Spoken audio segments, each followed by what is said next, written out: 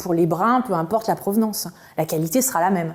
Eh bien non, car tous les cheveux indiens ou asiatiques qui arrivent en usine sont systématiquement plongés dans des bains de décoloration et recolorés ensuite afin d'uniformiser les résultats et correspondre au reflet près, aux nuanciers proposés par chaque marque.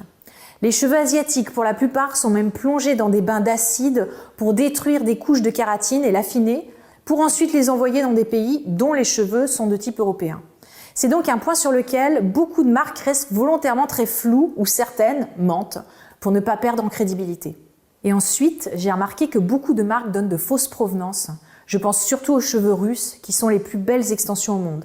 Malheureusement, beaucoup de marques peu scrupuleuses vendent des cheveux soi-disant russes à des prix défiant toute concurrence. Dites-vous bien qu'à l'heure actuelle, les vraies extensions russes sont très chères. Donc si une marque les vend à bas prix ou à un prix moyen, dans 99% des cas, vous aurez affaire à des faux.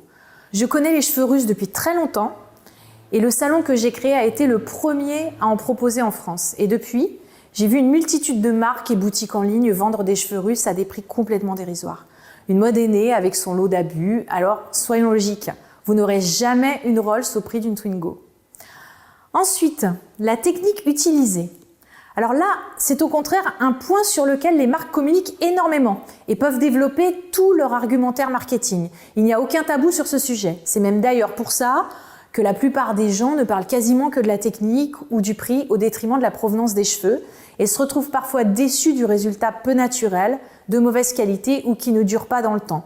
Ensuite, bien sûr, le choix est évidemment très important et privilégiez toujours les techniques sans colle que les marques appellent kératine, sans chaleur et évitez les techniques à fil